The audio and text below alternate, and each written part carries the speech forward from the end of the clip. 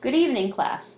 I hope you are enjoying the night off and are somewhere warm and snug with a cup of hot cocoa perhaps, enjoying the snow and saying, "Oh boy, I am so glad there is no research methods.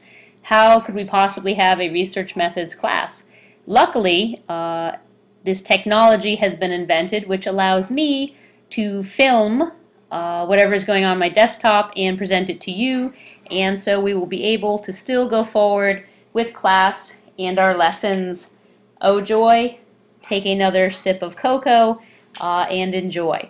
So what we're going to go over first is just the content of the research plan, which is the assignment due in 2 weeks.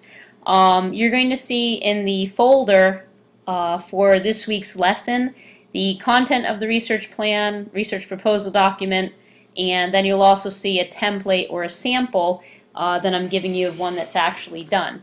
So what we use as the template for the research plan is basically a NIH PS 398 grant. And it has specific sections, some of which you've already done the material and are working on the material, and others in which you have to now come up with the material. If you've sort of gone ahead and done a good job on your critical review and your IRB, you're going to have most of this material handy and just need to now expand and put it into this new format. So you'll see that the research plan is now going to have 4 main sections: a specific aims, a background and significance, a research design, which has a couple of subsections, and a protection of human subjects, and it will all end essentially with a reference section, bibliography and references cited. So let's look at the specific aims. The specific aims, which is part A, and you're going to label it exactly in this format in the paper, so pay attention to the formatting. But the specific aims basically is where you tell the reader what are the goals and objectives of your study. So here I have the sample grant application that you can use as a template, and it tells you basically a little bit about the interests of the study and the research questions it hopes to answer, and then you'll see it ends with the hypotheses. So the hypotheses that you developed and put at the end of your critical review are now going to go into this specific aims. So in the specific aims, you're going to outline the goals and objectives of the study, and then also tell the reader what are the hypotheses of the study. Section B, the background and significance, is essentially the critical review that you have already done. So the critical review that you have already done now gets deposited into the new background and significance section, and you can see here there's a review of literature on the topic of this particular grant. So basically you take the review of literature that you have, you expand it to have at least 10 references, you clean it up as per whatever was suggested in your feedback, and you plop it here into section B. Section C is the research design and methods, and it's going to have a couple of subsections, and it might differ slightly from student to student because each of you will have a different research design and different methodology. So some of you might have apparatuses that you're using, or some of you might have only measures that you're using. And that's okay. It sort of differs from person to person, and you just use the sections that are appropriate for you, and if a section isn't appropriate, then you will kind of just skip it. So the basic sections are sample, procedure, measures and or apparatus, a table, which is a research plan or schedule, and part 5, data analysis and power analysis, you're going to be skipping for now. So this is not going to be part of your research proposal that you hand in 2 weeks, but it will be part of the final paper that you're going to hand in at the very end. So for now you're skipping this 5th section, but it is going to be part of the paper. So if you kind of go down here, you can see section C has research design and methods, and it talks about the sample. who I'm going to recruit, 250 individuals.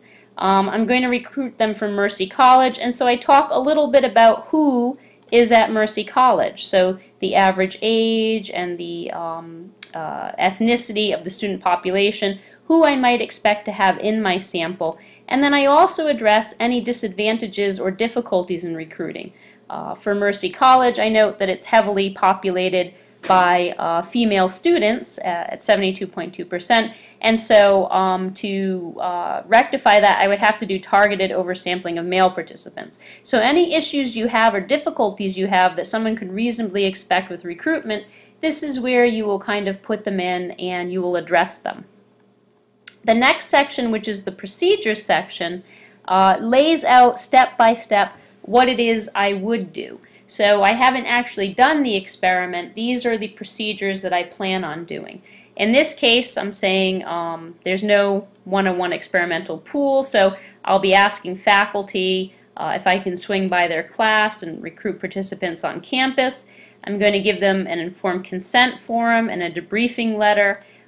In this case, I'm going to also be taking pictures of their hands so that I'll be able to measure a 2D/4D ratio. And I talk about the software and measurement tools I'm going to use and techniques in the procedure. Then you can see I kind of get into the measures I'm going to use for the study. So I have a physical health questionnaire. For this, I note in the description of the measure, the name of the measure. I reference a citation for the measure.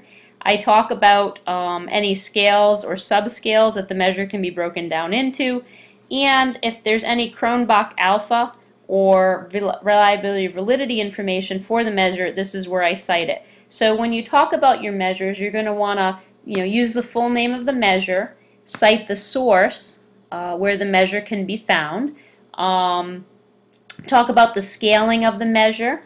So in this case, 32 symptoms, and they can be broken down into different subscales, and then also any reliability or validity information, and this can be picked up simply by looking at other studies. When you look at other studies that have used the measure, you will find that they often report on the reliability and validity of that measure. So then you just have to cite them.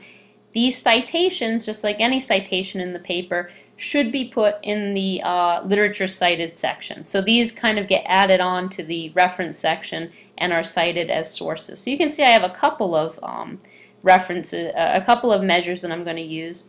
Also, for my particular study, and this won't apply to everybody, but I had an apparatus. So I used a digital camera, and I had to describe the digital camera that I would be using in order to carry out that particular experiment. Section C5 is simply a research plan or schedule. So I lay out month by month what it is I plan on doing, so that in this case it was for a one-year grant. So I want them to see that I can get done what I say I'm going to get done within that reasonable time frame. So I'm getting IRB approval, I'm recruiting some pilot data, I'm doing data entry, I'm finishing participant recruitment. In your case, you're not going to have a year generally to finish this, you're going to have a semester. So you might think of putting things on maybe a 4-month timeline and laying out each month reasonably what would you do to be able to complete the project by the end.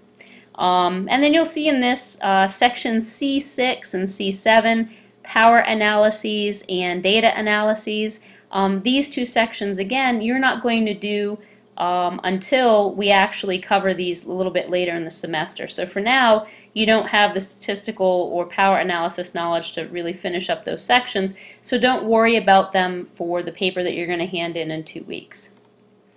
You can see that section D is going to be protection of human subjects. If you consider this when you're doing your IRB application, you'll have this information. So if you look human subjects, section D, on the sample template, basically I state when the study will be reviewed by the, actually that should be institutional review board, and the timetable for approval, what risks the participant will encounter, you know, what I'm doing to sort of mitigate risk, and that I have completed the Mercy College IRB online training. You'll discuss your own risks, your own benefits, your own timetable, and you know, your own obtaining of the Human Protections certificate from the National Institute of Health. And finally, the last section is basically going to be the references cited section. So here you can see I end with section E, which is literature cited, and I note all of the references used in the study, including those that were in the method section.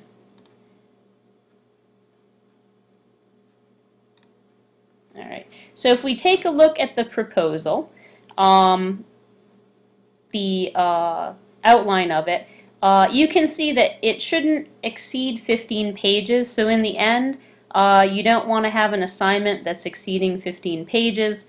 And this basically just outlines a sort of guideline for maximum sort of page count for each section to keep you on track. So the specific, you know, aim shouldn't be more than 1 page. The background and significance is going to be around 4 to 6 pages. The research design and methods will be 2 to 5 pages. The protection of human subjects and participants will, you know, be, as you can see, maybe, you know, half a page, paragraph, or, you know, a little bit less. And then the references cited basically as long as it needs to be, but, you know, they'll usually come in and around a page at most, or 2. And that'll bring you to in and around the 15 pages maximum. So, you know, if you'd like to get started, you can start taking your paper, revamping the critical review with feedback, taking a look at the IRB that you're going to be handing in, pulling material from that, and getting the research plan you know, together. And of course, you know, we'll go over this, but in, you know, much more minor detail in class next week. So I guess that's it for the assignment. That's going to be the research proposal due in 2 weeks, and I hope you have a good evening. Take care.